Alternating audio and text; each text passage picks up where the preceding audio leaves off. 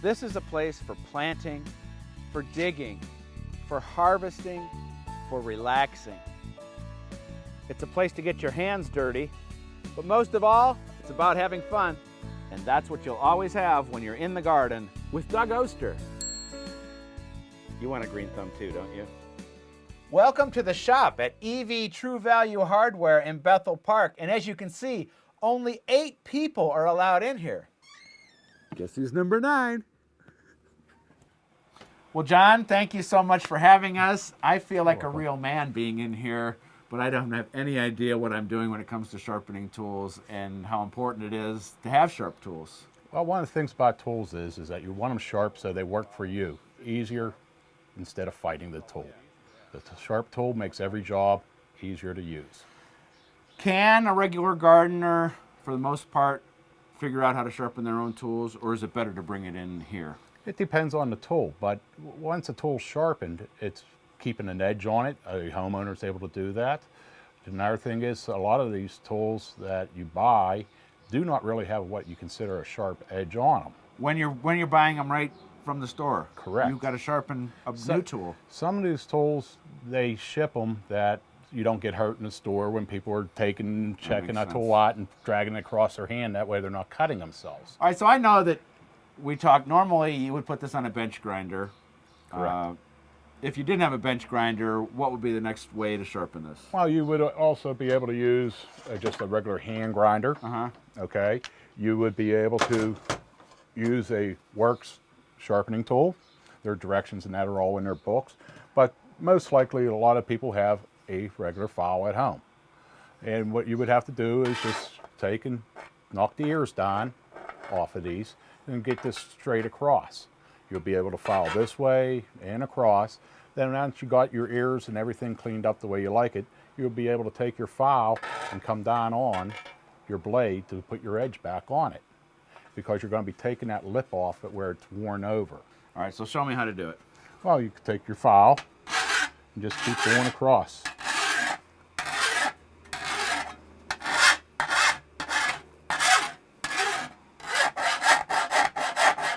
Is it a special file? A metal file is a finer file, where a wood file is a coarser file. If I come to the hardware store and just say, listen, I'm sharpening shovels, will they just give me the right They file? should be able to hand you what you are looking for. All right, and how long would you work on this to sharpen it? You could take 15 minutes to a half hour, to your preference, what you like. You could do it in 5 minutes if you're, just going fast at it. I'll be back when you're done. Okay. So what we just did with the file will work on a round point shovel, for a trowel, a hoe, even an axe, this guy. Correct. I love this. I use AccuSharp and Auger Sharp.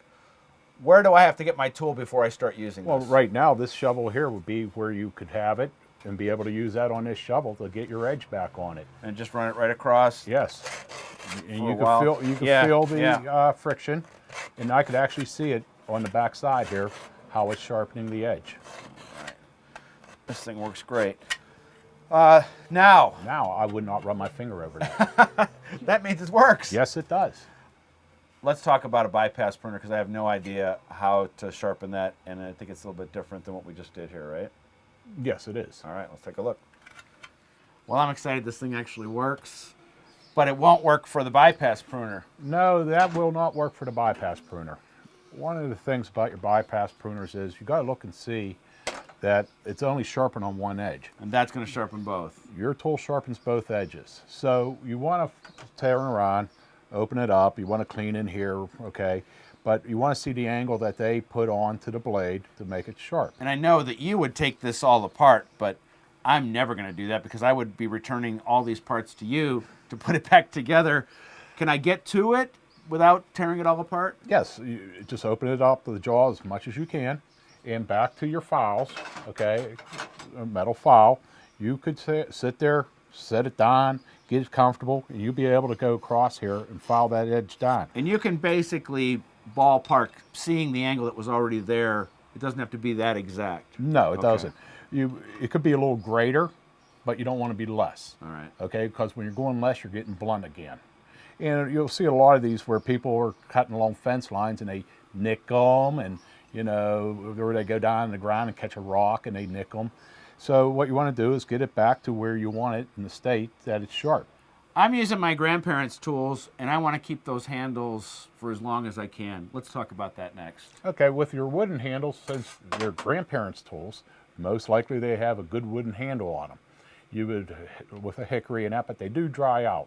You could take linseed oil and just rub it on there and let it soak in, because you're putting in oil back into the wood to keep it from drying out. With the linseed oil, it's coating inside, it's giving the oil back to it, the luster, and it's also going to turn around and give it a little bit of a waterproof base to it. The water's going to run off of it. And even your shovel blades, when you're done with them, you want to hang them up wherever you store them, but you want to clean them. You don't want dirt on there and the moisture and wetness, because it starts to rust them.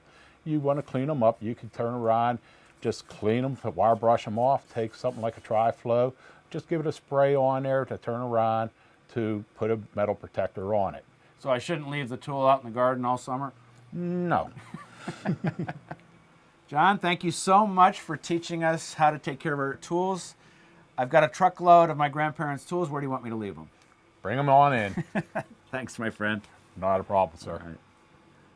For more information about everything we talked about today, plus other stories about gardening, videos, and photos, check me out online. Now, until next week, John's going to help us out here. He knows what he's doing. I'm number 10. This is getting ridiculous. Here's Johnny.